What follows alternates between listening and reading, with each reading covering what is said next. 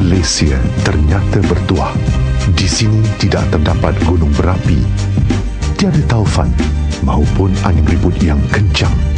Hujan yang mencukupi menyebabkan tidak berlakunya kemarau yang berlarutan, ibarat sebuah taman indah.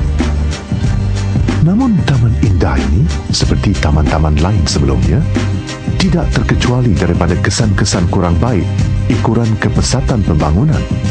Petanda awal yang menunjukkan bahawa keseimbangan alam sudah terancam adalah apabila meningkatnya kejadian banjir. Begitu juga dengan saluran dari sungai yang tercemar, khususnya di kawasan-kawasan bandar.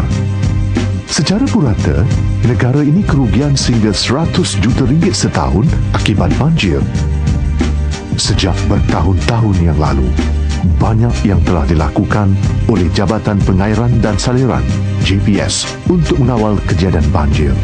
Banyak masa dan wang telah dikeluarkan sebagai usaha untuk membina prasarana bagi mencegah daripada berlakunya banjir, melebarkan sungai, membina benteng di sepanjang sungai, pembinaan empangan, mengubah laluan sungai dan membina rumah-rumah pam. Sejak 3 dekad yang lalu, berbilion ringgit telah dikeluarkan dalam usaha mengawal kejadian banjir. Namun, banjir semakin kerap berlaku, terutama sekali di kawasan-kawasan bandar. Tiada tanda-tanda yang menunjukkan bahawa masalah ini boleh berakhir.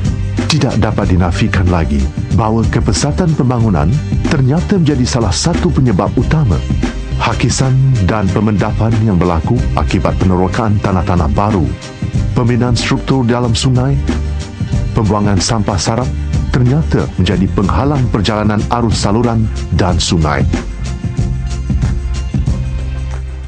Pembangunan perbandaran yang terus berkembang ternyata tidak membantu. Berpunca daripada perubahan-perubahan drastik ke atas alam sekitar, penyusupan air hujan ke dalam tanah semakin berkurangan. Sungai yang tidak lagi mampu menampung air berlebihan menyebabkan berlakunya banjir. Dalam sistem yang lama, air larian hujan disalurkan ke dalam parit dan sungai seberapa cepat yang mungkin. Kaedah ini dipanggil pengaliran cepat. Walau bagaimanapun, cara ini ternyata mengancam kawasan-kawasan rendah di hilir sungai. Pendekatan ini mungkin terbukti berjaya di masa lalu. Namun, kepesatan pembangunan masa kini tidak lagi membolehkan sungai yang ada menampung jumlah air hujan yang sebegitu banyak. Seperti keadaan jalan raya juga, kelajuan kenderaan pada satu bahagian akan menyebabkan kesesakan pada bahagian yang lain. Dalam konteks sistem saliran, banjir dikatakan berlaku apabila jumlah air bertambah banyak lalu melempah daripada ruang penyalurnya, kerap kali menyebabkan kemusnahan harta benda dan kehilangan nyawa. Pembesaran parit dan sungai yang berterusan ternyata bukan jawapannya. Kosnya terlalu tinggi dan tanah tidak mencukupi.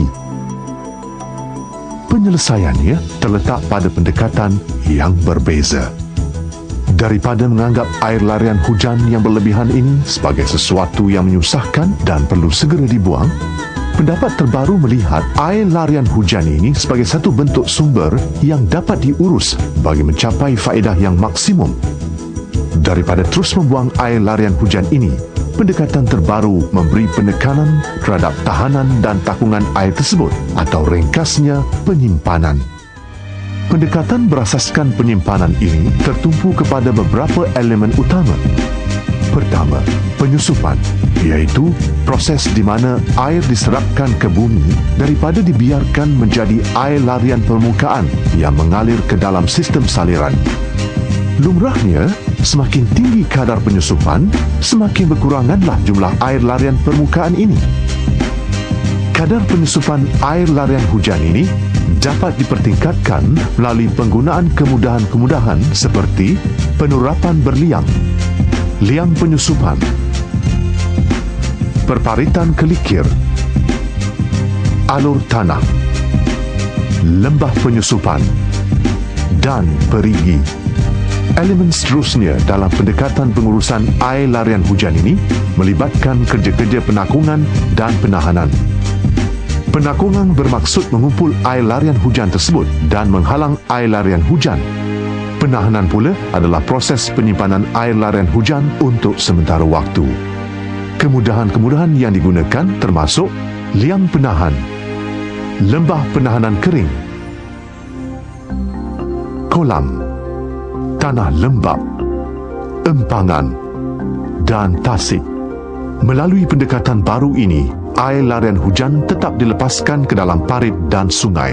Cuma pergerakannya adalah terkawal dan diperlahankan. Pengawalan air larian hujan ini bukan sekadar mengurangkan kejadian banjir, malah dapat mengelakkan daripada berlakunya banjir di sekitar kawasan hilir sungai. Ini juga dapat mengurangkan kerosakan kepada keseluruhan infrastruktur saliran. Kadar bahan pencemaran yang disalurkan ke sungai juga turut dapat dikurangkan. Pendekatan berasaskan penyimpanan ini sudah mula diamalkan di negara ini dan kesannya ternyata amat menggalakkan. Proses penyimpanan air ini dijalankan dalam 3 peringkat. Di peringkat persendirian, pemilik hartanah boleh meletakkan tempat-tempat penyimpanan di dalam kawasan kediaman atau premis perniagaan masing-masing. Misalnya, tangki-tangki kecil ataupun kawasan penyimpanan di atas dan juga di dalam tanah. Di peringkat masyarakat setempat pula, kemudahan-kemudahan yang lebih besar boleh dibina di tempat-tempat awam ataupun berhampiran kawasan rekreasi seperti lembah penahanan kering, kolam atau takungan banjir. Di peringkat wilayah pula, kemudahan secara besar-besaran boleh dibina di kawasan tadahan yang rendah sebelum dialirkan ke saluran utama, misalnya tasik-tasik di bandar dan kawasan tanah lembap. Melalui sistem saliran tradisional, parit merupakan media utama bagi mengalirkan air. Ketika hujan lebat, airnya mengalir deras dan boleh membahayakan keselamatan orang ramai, terutamanya anak-anak. Negara telah pun mengambil langkah ke arah memperbaharui teknik pengurusan air larian hujan ini. JPS telah mengamalkan satu kaedah yang baru, iaitu kaedah pengawalan pada punca ataupun control at source. Dan JPS telah menggunakan kaedah ini dan telah memasukkannya ke dalam satu manual baru yang kami namakan sebagai Manual Saliran Mesra Alam ataupun MASMA. Dalam MASMA, kami masukkan konsep kaedah baru ini, kami masukkan juga contoh-contoh daripada seluruh dunia untuk kita gunakan di negara kita ini. Jemaah Menteri telah meluluskan kegunaan MASMA di seluruh negara. Justru itu, JPS juga telah mengemukakannya di Majlis Negara Kerajaan Tempatan dan juga kepada semua kerajaan negeri. Semua kerajaan negeri telah bersetuju untuk menggunakan MASMA dalam proses pembangunan. Lumrahnya, sesebuah projek yang bertujuan mengubah dan membina gaya hidup yang baru ternyata memang mencabar. Ada juga orang yang menganggap bahawa dengan menggunakan sistem baru ini, kos pembangunan akan meningkat.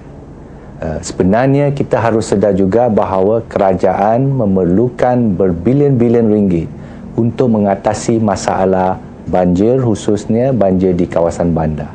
Dengan menggunakan MASMA, kita dapatlah menjimatkan kos dari segi projek-projek tebatan banjir. Bukan saja dari segi kos, tetapi dari segi alam sekitar, yang mana kita dapat satu sistem saliran yang lebih bermesra alam. Sistem ini membuka satu lembaran kisah yang baru. Di tempat di mana parit dan sungai-sungai yang kotor menjadi suatu catatan sejarah silam, di mana banjir jarang sekali berlaku dan sungai berfungsi seperti yang diharapkan, iaitu saluran nadi penyambung nyawa ke seluruh bumi. Manusia dijangka hidup dalam harmoni dengan persekitarannya. Walau bagaimana sibuknya kehidupan seharian, pasti akan terdapat taman-taman kecil bagi mengalihkan tumpuan manusia di celah-celah hutan batu yang membelenggu. Sebuah taman yang letaknya hanya selangkah daripada kemudahan kehidupan moden, di mana iklim dan cuaca tidak lagi dipersoalkan dan air yang bersih penyambung hayat bumi mengalirnya sudah pasti.